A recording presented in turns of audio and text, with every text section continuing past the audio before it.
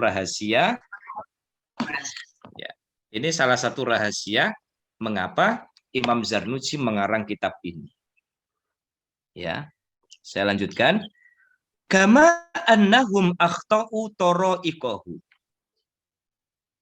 Jadi mereka itu banyak salah metode, salah cara.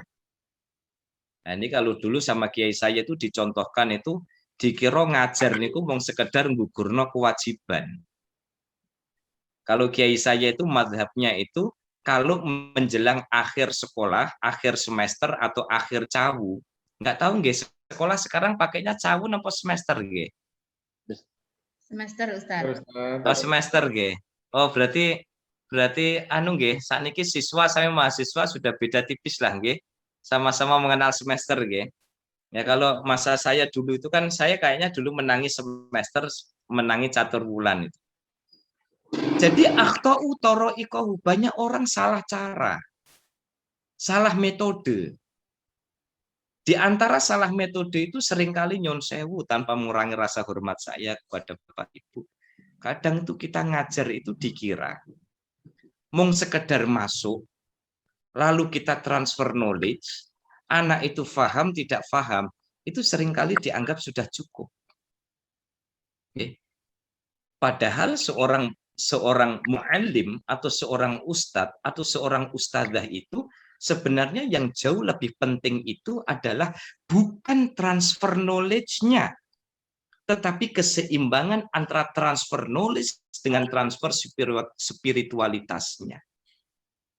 Makanya saya pernah pesankan kepada semua ya di Al-Azhar, kalau jenengan punya murid di sekolah Al-Azhar, bahwa sebenarnya hubungan emosional antara jenengan dengan para siswa itu 24 jam.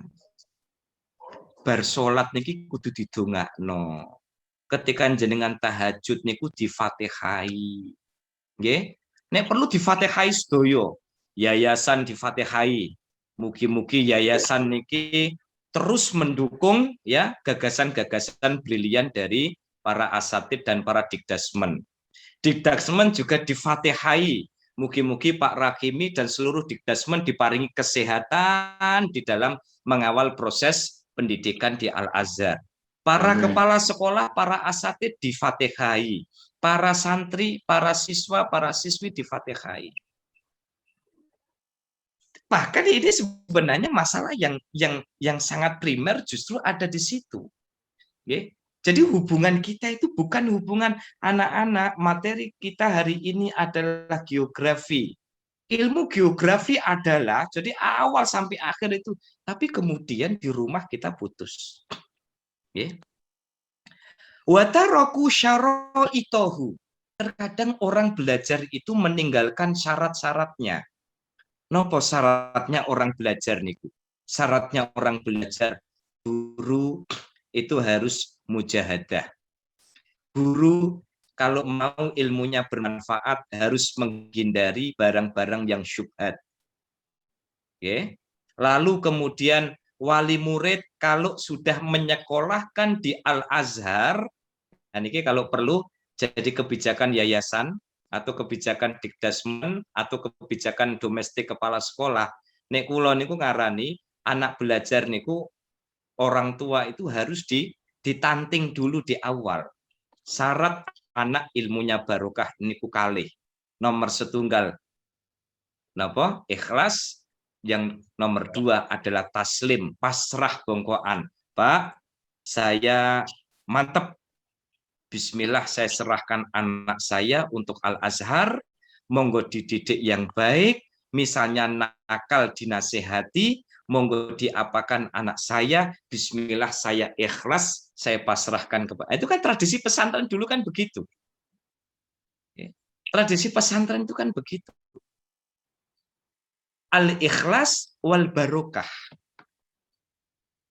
Kalau kemudian orang nyekolahin ke sekolah, lalu kemudian, kalau kemudian anak-anak ini masih digendoli, ibunya masih setengah hati. Makanya Bu Fadil, saya niku ketika ketemu kok gurunya anak saya itu dulu mahasiswa saya. Saya bilang jenengan mahasiswa saya itu dulu. Sekarang Bapak Ibu itu dosennya anak saya. Jadi enggak usah mikir saya dulu dosenin jenengan. Saya itu kalau sudah nyekolahkan anak sudah al-ikhlas wa taslim. Saya pasrahkan. Saya percayakan sama jenengan, jenengan didik, saya melu ndongakno. Jenengan ndongakno, saya ngewangin didik di rumah. Ngaten. Ini salah satu pola yang harus dibangun. Wa kullu man akhto'at thoriq dholla. Maka kalau ada orang, kata Imam Zarnuji, kalau orang itu salah menempuh jalan ini, nggak ngerti bagaimana metode belajar, bagaimana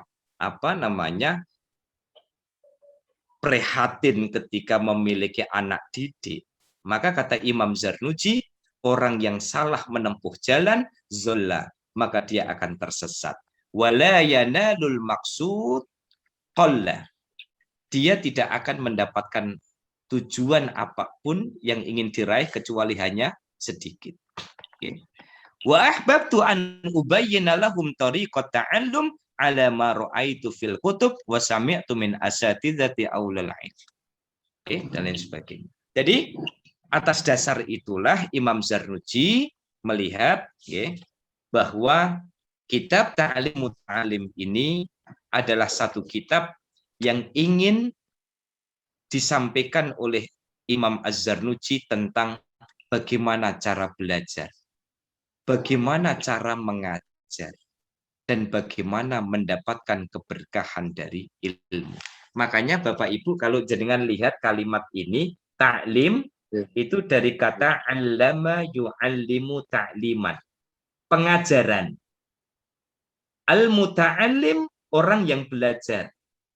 Jadi ngajar orang yang sedang belajar fitori kita alum, ya, ini tentang metode pembelajaran. Maka kalau kitab Ta'lim Al-Muta'allim ini intinya adalah mengajari kepada kita tentang bagaimana mengajar yang baik, yang sesuai dengan metode pembelajaran yang mendapatkan keberkahan dari Allah Subhanahu wa Ta'ala. Oleh karena itu, maka Imam Az-Zarnuji melalui kitab ini, karena nanti babnya akan sangat banyak sekali, Bapak Ibu, beliau kemudian satu hari ketika melihat kenapa sih banyak orang belajar, banyak orang berilmu, tetapi kok kemanfaatannya kurang, keberkahannya kurang. Dia punya ilmu tetapi tidak ngefek kepada kehidupannya. Dia punya ilmu tetapi nggak begitu diharapkan kehadirannya oleh orang. Ada orang yang punya ilmu tetapi takabur, sombong. Ada yang orang punya ilmu tetapi ya dia sendiri nggak tahu bagaimana cara manfaatkan ilmu ini. Makanya kan Rien, Bapak Ibu, saya pernah contohkan dukun, jenengan masih ingat apa enggak? Gampang kok bagi Allah itu bikin jenengan jadi MM Magister Management. Tapi gampang pula bagi Allah mengubah MM bukan Magister Management, tapi jadi melongo. Gampang niku. Allah niku wong sakniki ndamel tesis niku lho gampil. Ndamel disertasi niku lho gampil. Gampile napa dandakno rampung niku nggih. Nggih, malah kula niku mireng wonten tarif bikin tesis sekarang 8 juta, disertasi 15 juta, 3 bulan selesai. Tapi mugi-mugi yang hadir di sini nggak pakai mazhab niku, mboten berkah niku. Mboten berkah. Ane terimane kuliah kok cuman hanya mau cari titel, rugi, Pak. Rugi duitnya, rugi hari-harinya karena nggak berkah. Mudah bagi Allah membuat orang itu jadi magister manajemen, tetapi lebih gampang bagi Allah mengubah MM menjadi melongo-melongo kalau dia tidak tanggung jawab terhadap ilmunya. Nah, atas dasar ini Imam Az-Zarnuji kemudian melakukan sholat istikharah. Di situ disebutkan ba'da mastakhartullaha fihi wa sammaituhu ta'lim al-muta'allim fi tariqit ta'allum.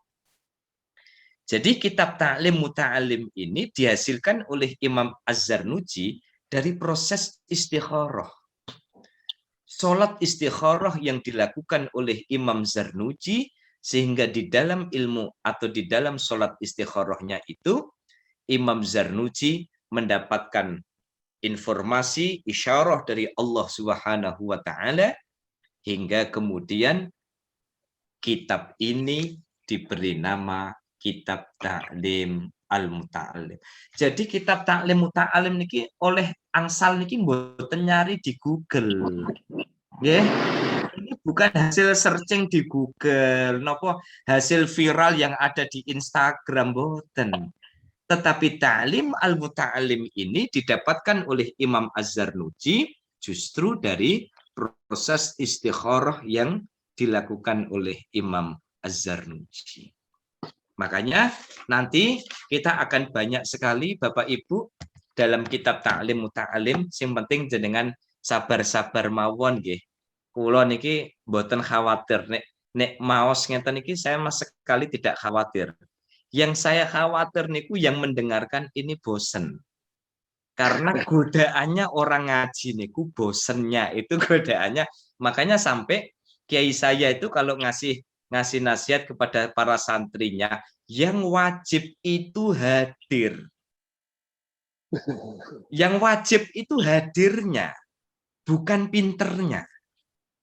Karena kalau sudah hadir dan dia mendapatkan keberkahan majelis ilmu, nanti Gusti Allah yang akan bikin pinter sendiri. Makanya kalau iklannya tolak angin ku wong bejo niku piye-piye mesti ngalahna wong pinter. Oke. Nah, kadang niku saya lihat ya di tradisi pesantren saya dulu Nurul Hijrah niku. Kula niku gadah rencang. Ora patek pinter. Enggak begitu pinter. Tapi sregep. Dan kalau duduk itu di depan ya, dan selalu royoan yang bikinkan teh anget sama kopinya Mbah Yai. Katanya apa?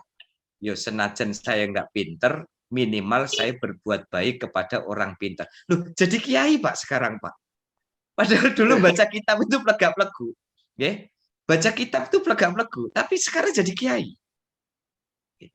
Itu artinya apa? Artinya bahwa ya, tapi yang begini jangan disampaikan kepada anak didik di Al-Azhar, nanti repot nanti, malah ngantuk semua nanti. Okay? Maksudnya saya tahu bahwa Bapak Ibu pasti sudah bisa memfilter ini, okay? Okay?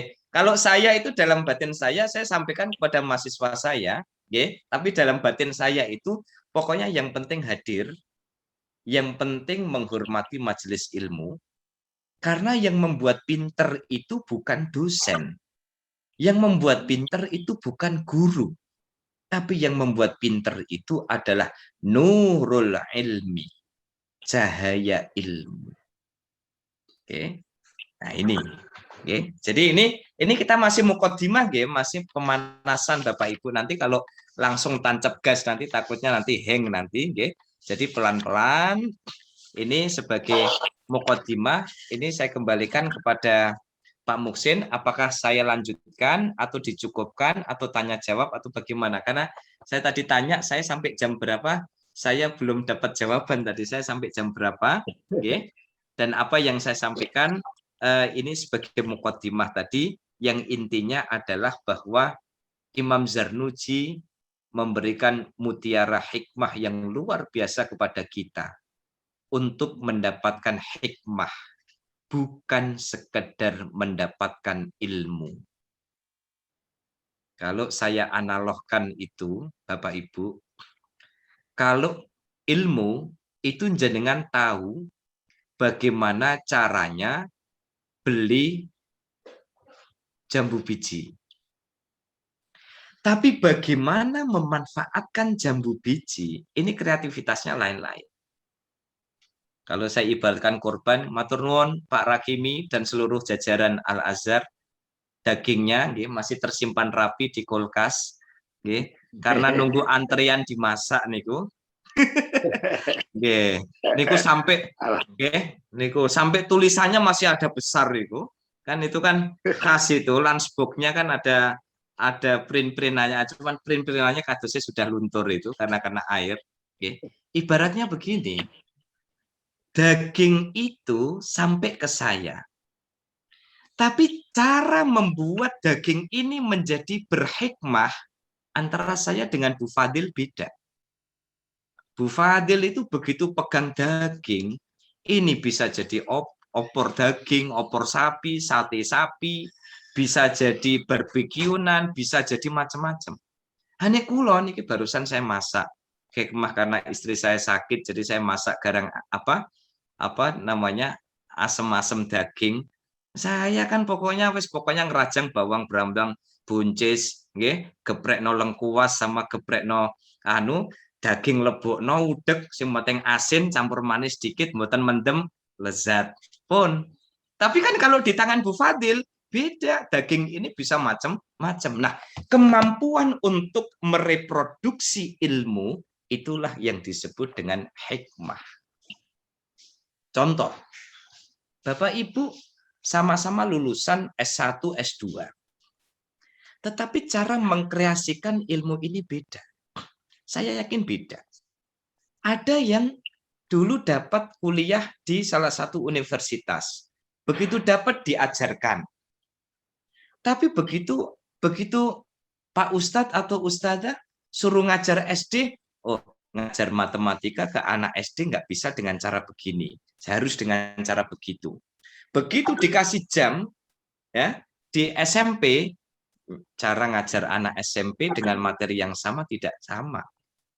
Begitu nanti buka kursusan di perumahan, muncul kemudian kreasi-kreasi baru.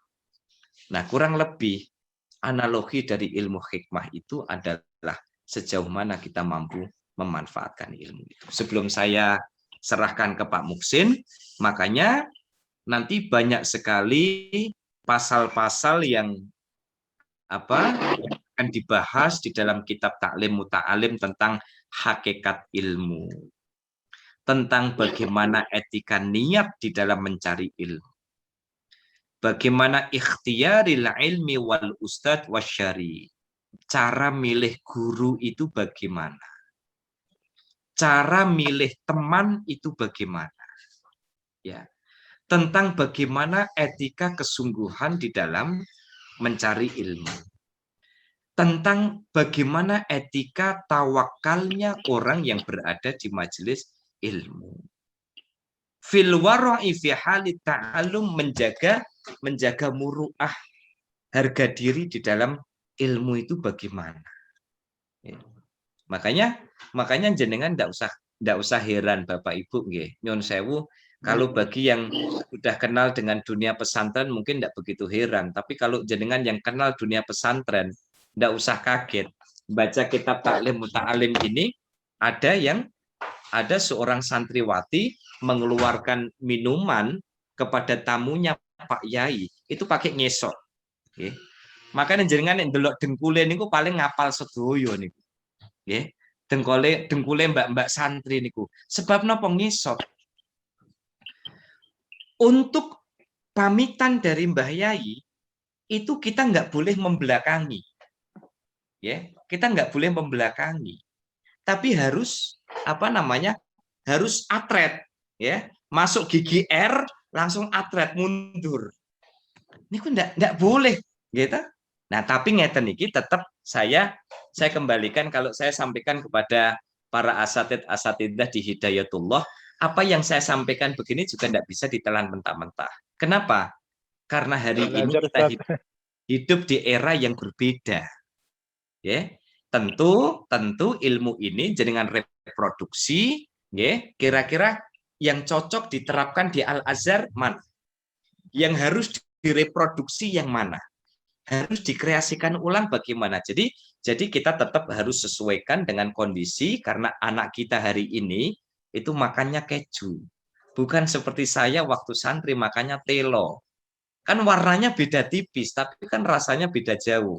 Generasi telo dengan generasi keju tentu kearifan para asatid dan asatidzah yang ada di Al-Azhar pasti bisa ya bagaimana kemudian memilih materi ini dengan baik. Nah, saya kembalikan kepada Pak Muhsin. Ya, mungkin ada pertanyaan atau mungkin ada tambahan, monggo. Matur nuwun. Assalamualaikum warahmatullahi wabarakatuh. Waalaikumsalam warahmatullahi wabarakatuh.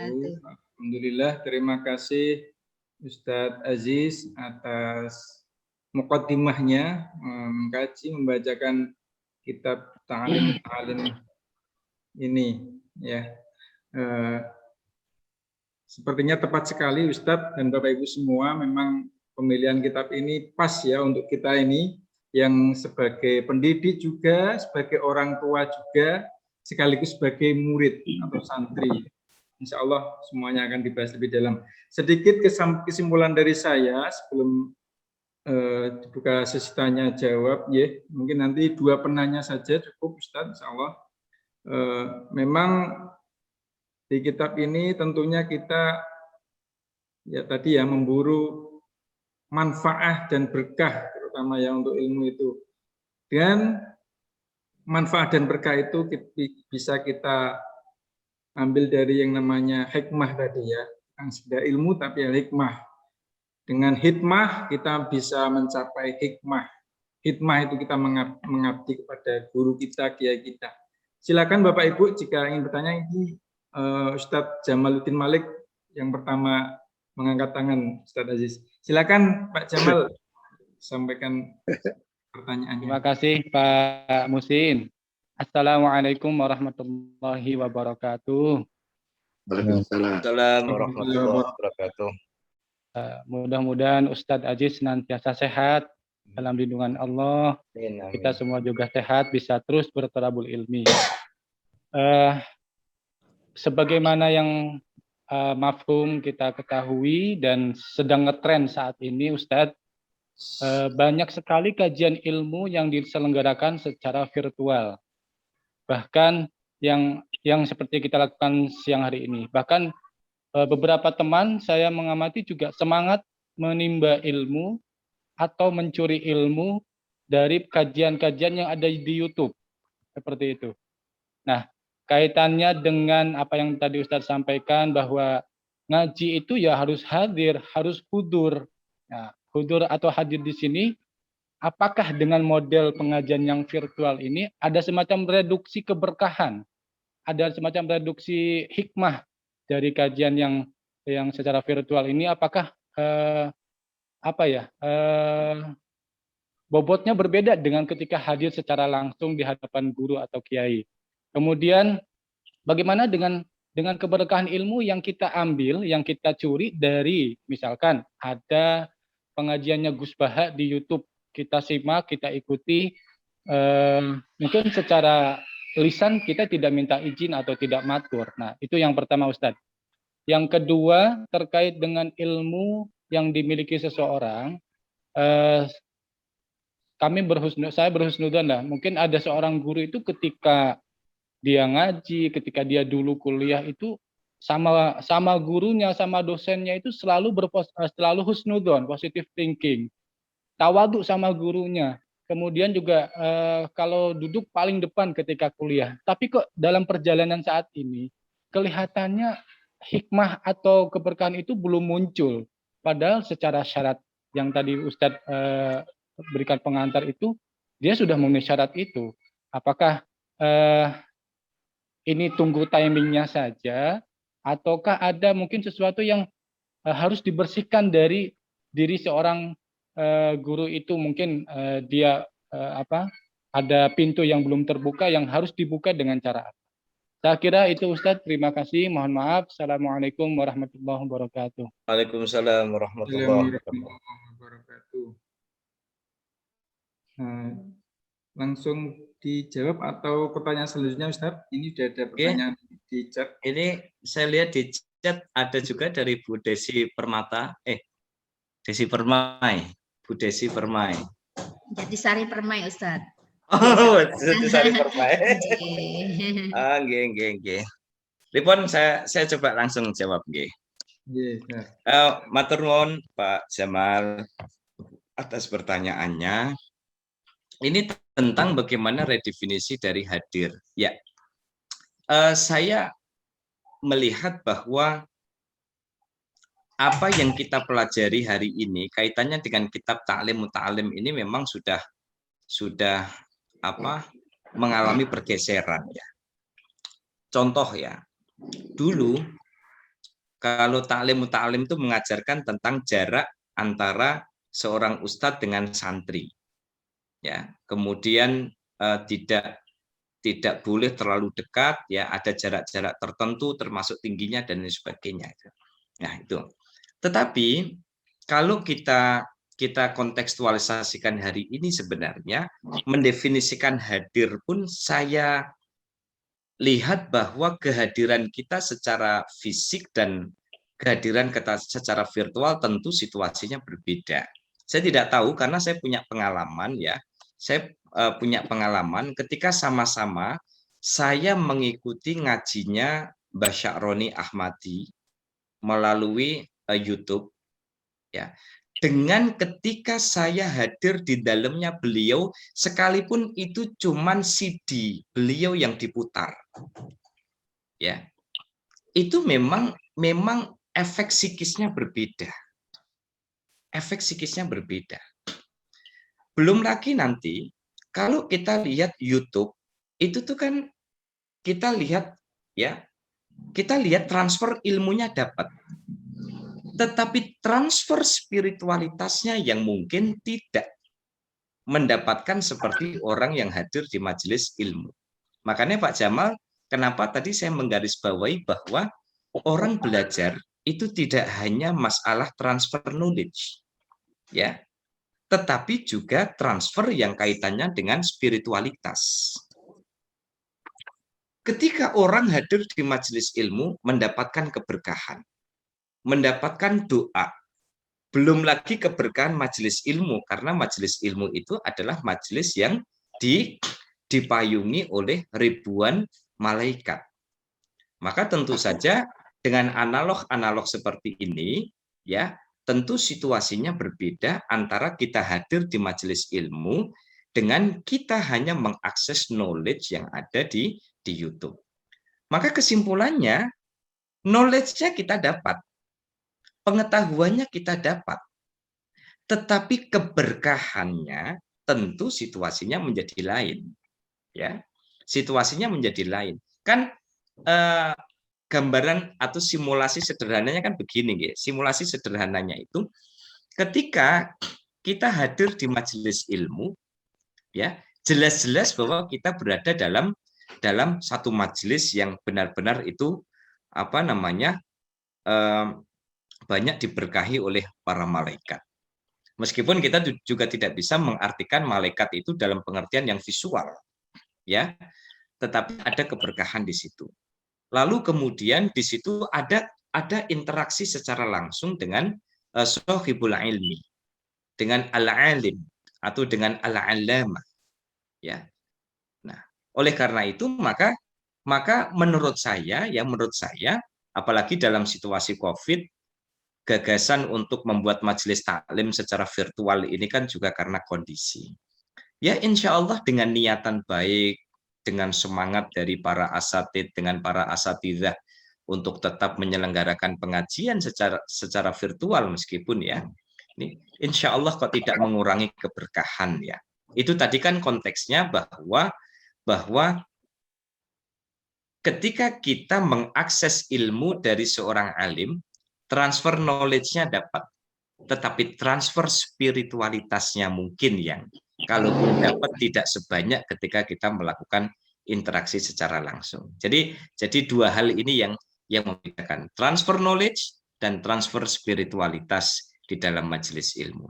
Ilmunya dapat, tetapi spiritualitasnya tentu akan menjadi lain.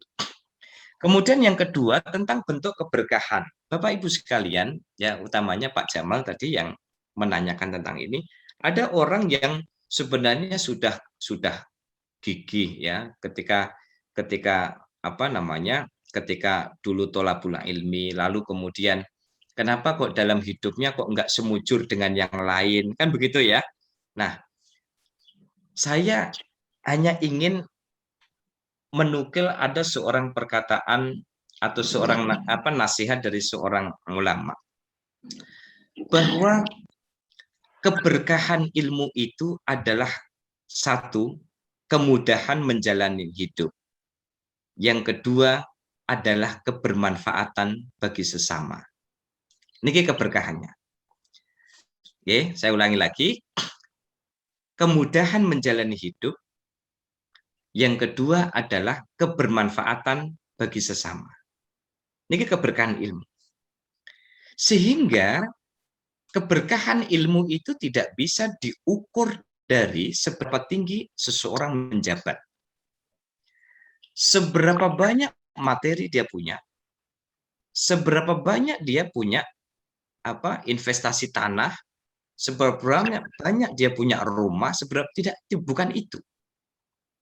Tetapi kebermanfaatan ilmu itu dua, kemudahan menjalani hidup, yang kedua adalah kebermanfaatan bagi masyarakat. Saya mau contohin, guru saya tanpa harus saya sebut, Bu Fadil.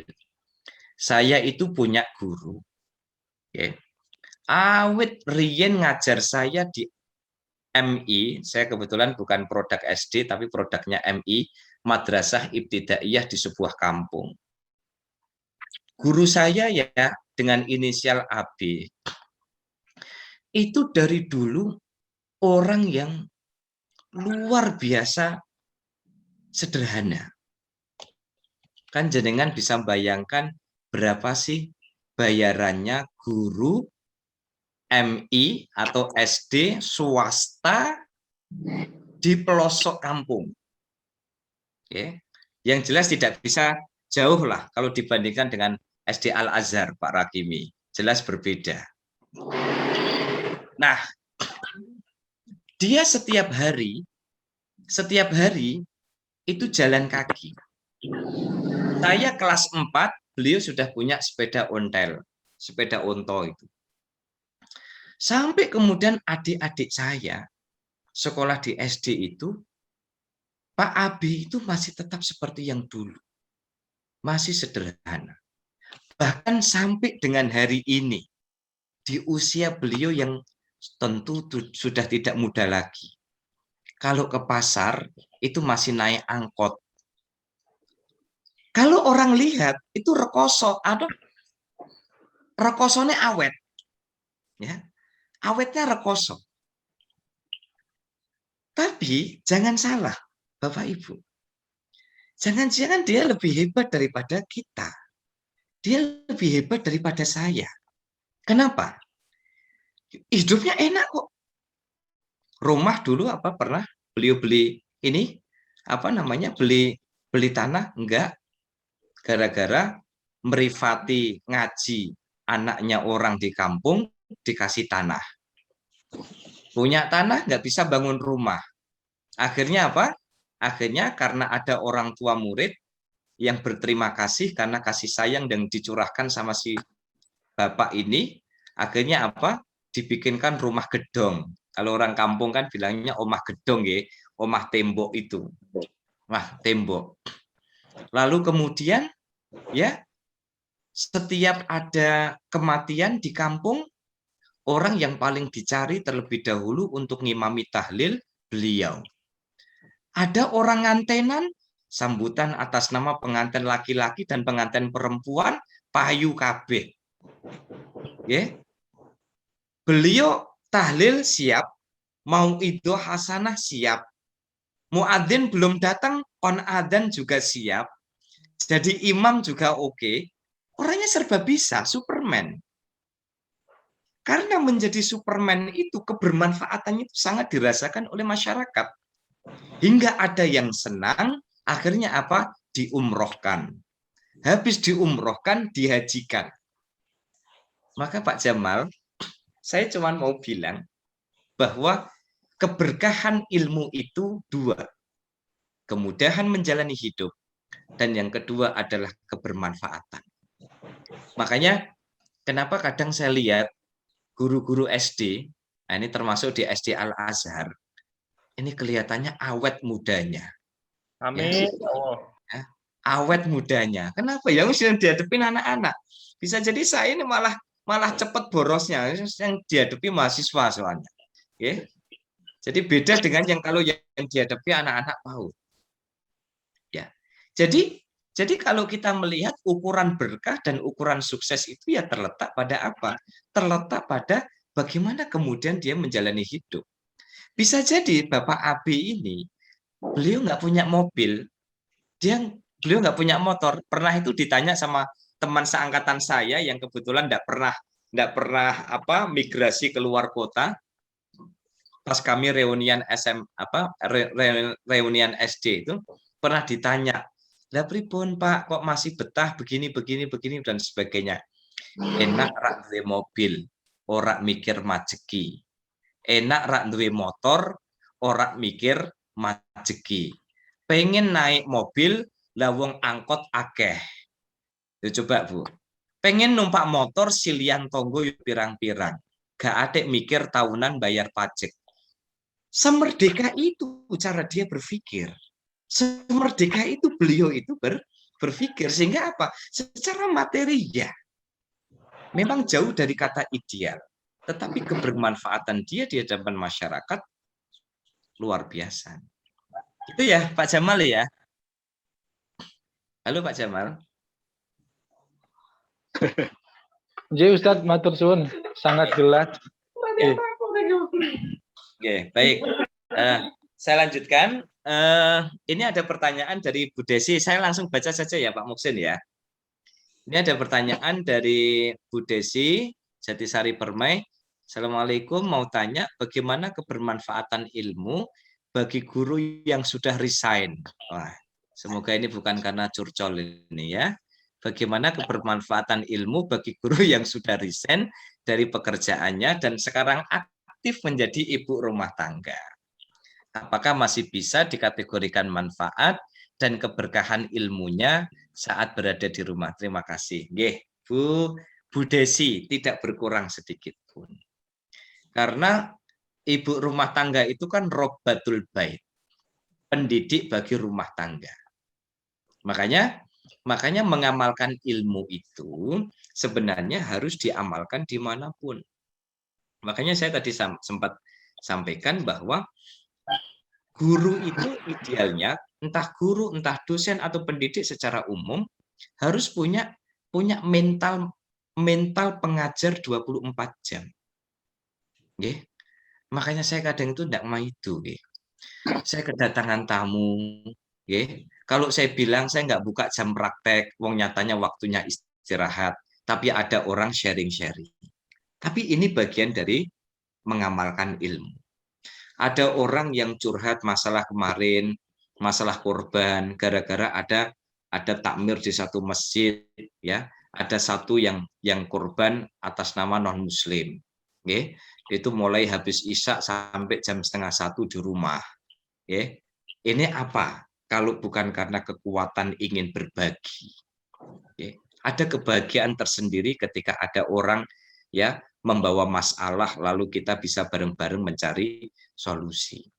Jadi Bu Desi, meskipun jenengan atau mungkin siapa yang dimaksud ini saya nggak tahu, misalnya ada orang kok resign, misalnya resign dari Al-Azhar atau resign dari sekolah formalnya lalu memilih untuk mendidik anak.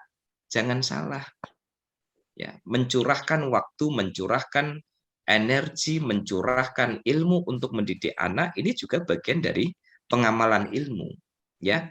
Makanya sebisa mungkin grade pengamalan ilmu kita ini memang harus ditambah.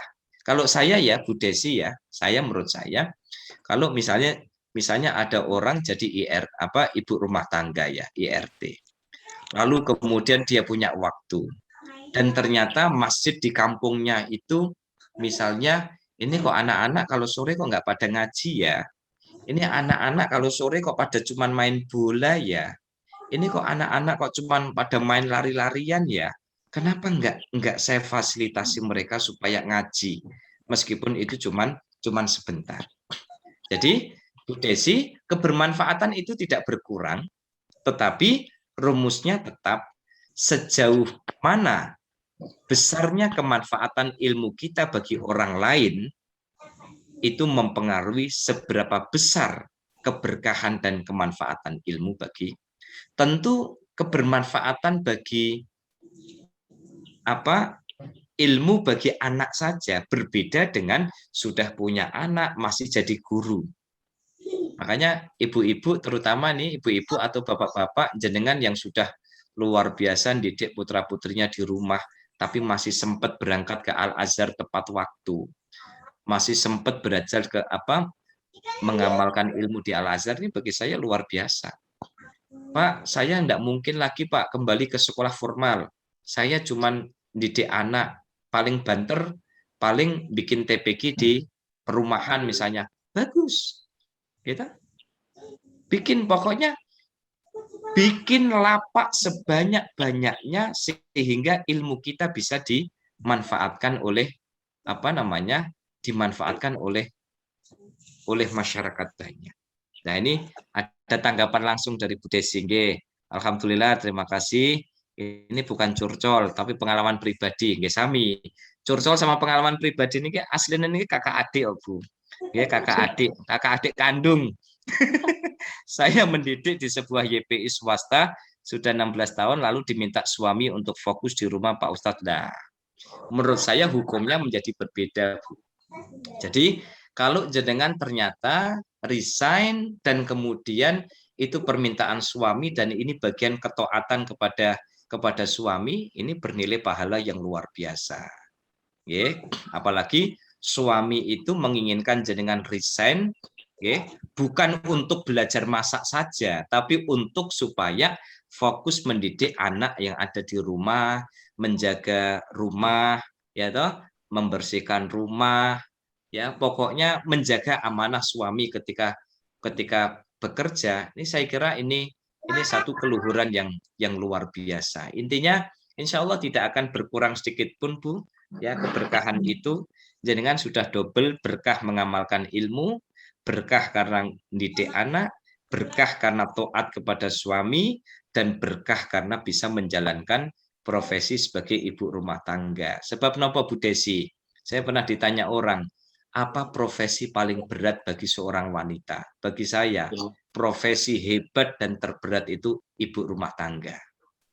Gitu? Ibu rumah tangga, Bu. Itu lebih hebat daripada menteri. Soalnya menteri itu juga bakal pulang ke rumah juga, kan butuh ibu rumah tangga juga. Karena ibu rumah tangga ini kerjanya apa? Mulai terbitnya matahari sampai terbenamnya mata suami. Lah itu. Jadi jam kerjanya itu panjang sekali, mulai terbitnya matahari sampai terbenamnya mata suami. Itu artinya apa? Artinya bahwa bagi Bapak Ibu yang punya profesi sebagai ibu rumah tangga, apalagi ibu rumah tangga dan sebagai guru, saya acungi jempol, ini adalah bagian dari profesi yang luar biasa dan semoga membawa keberkahan. Ngaten, saya kembalikan ke Pak Muhsin. Oh, ini sudah ada tanggapan takbir nih. Allahu Akbar, walillahil hamd, ya. Alhamdulillah, terima kasih banyak Ustadz. Insya Allah sudah sangat jelas sekali Bapak Ibu semua. Nun sewu Ustadz, sekaligus ditutup barokah doanya. Oke. Sebelum saya tutup ini mungkin saya ingin sampaikan ya bil khusus kepada Pak Umam, misalnya ini kalau misalnya memungkinkan, kalau misalnya tidak juga nggak apa-apa. Kalau ada yang ngersake kitab ini, ada yang ngersake kitab ini sambil jenengan sebenarnya bisa beli yang versi kitab kuningnya itu di Toa Putra. Tapi kalau enggak, nanti saya kasih PDF-nya. Ini kebetulan itu versi PDF, ya, versi PDF yang saya jilid. Jadi kalau jenengan karena apa? Karena saya akses dari media itu kebetulan boleh diakses. Jadi saya biasanya kalau di media itu tidak boleh dikopi, saya biasanya nggak ngopi. Nah, itu juga etika ilmu juga, ya. Karena saya buka di nur-book.com itu kebetulan kita diperbolehkan mendownload. Nah, akhirnya apa? Akhirnya saya download dan saya cetak. Jadi kalau kalau Bapak Ibu ngersake ini nanti file PDF-nya nanti saya akan kirimkan ke Pak Umam, ya, misalnya ini itu PDF saya serahkan ke fotokopian udah jadi buku ini, ya, udah jadi buku ini. Nah, nanti kalau sudah punya versi PDF-nya mau dicetak sendiri, nopo silahkan, enggak dicetak tapi dilihat di HP masing-masing. Maksud saya kalau saya membaca sama-sama kita menyimak, ini efek psikisnya memang agak berbeda. Ngaten nggih. Baik, matur nuwun Pak Muhsin, mari bersama-sama kita mohon pada Allah Subhanahu wa taala dalam pembukaan kajian taklim muta'alim ini untuk keluarga besar Al Azhar. Ya, ini Al Azhar ini mulai dari KBTK ya. Pak Muhsin ya, semuanya ya. Iya, Ustaz. Yes, Danten. Oh, sedanten nggih. Nggih. Pokoknya di lingkungan Al Azhar BSB semuanya ini ya. Nggih. Ya, semoga seluruh pihak ya yang ikut berada di garda terdepan untuk menjamin mutu dan kualitas pendidikan di Al Azhar BSB diberikan kekuatan oleh Allah Subhanahu wa taala, ilmunya barokah ya, barokah ilmunya, barokah pengabdiannya ya, baik asatid maupun para siswa-siswi yang ada di Al Azhar, semoga senantiasa mendapatkan perlindungan dari Allah Subhanahu wa taala. Bismillahirrahmanirrahim. Alhamdulillahirabbil alamin. Hamdan syakirin, hamdan yuafi ni'amahu wa yukafi mazidah. Wassalatu wassalamu alayka ya sayyidana ya Rasulullah. Aghisna biqadha'i hawaijina min hawajid din wad dunya wal akhirah. Allahumma nashku ilaika biqadha'i hawaijina min hawajid din wad dunya wal akhirah. Allahumma barik lana fi umurina wa fi umrina wa barik lana fi rizqina wa ma'isyatina wa barik lana fi ta'limina wa ta'allumina وبارك لنا في كل ما أعطيتنا في الدين والدنيا والآخرة اللهم اغفر لنا ولوالدينا وارحمهما كما ربيانا صغارا ربنا آتنا في الدنيا حسنة وفي الآخرة حسنة وقنا عذاب النار سبحان ربك رب العزة عما يصفون سلام على المرسلين والحمد لله رب العالمين. Baik, terima kasih. Assalamualaikum warahmatullahi wabarakatuh. Waalaikumsalam warahmatullahi Waalaikumsalam warahmatullahi wabarakatuh. Waalaikumsalam warahmatullahi wabarakatuh. Bapak Ibu, alhamdulillah demikian kegiatan kajian rutin Masjid Al-Insya. Semoga kedepannya bisa istiqomah dan Allah senantiasa memberikan manfaat dan barokah ilmu kita semua. Amin. Nah, dari saya mohon maaf atas segala kekurangan dan kesalahan. Wassalamualaikum warahmatullahi wabarakatuh. Waalaikumsalam warahmatullahi wabarakatuh. Oke, saya pamit sampai ketemu lagi. Ya Ustaz, matur suwun sangat. Sami-sami. Oke. Nanti yang tadi kalau emang kerso nanti saya kirimkan ke Pak Umam, mau didistribusikan bagaimana, nggih. Kalau untuk urusan ilmu ini pokoknya mana yang memungkinkan bisa dikopi atau dibaca ngaten nggih. Nggih, matur nuwun. Saya pamit dulu. Assalamualaikum. Waalaikumsalam warahmatullahi wabarakatuh.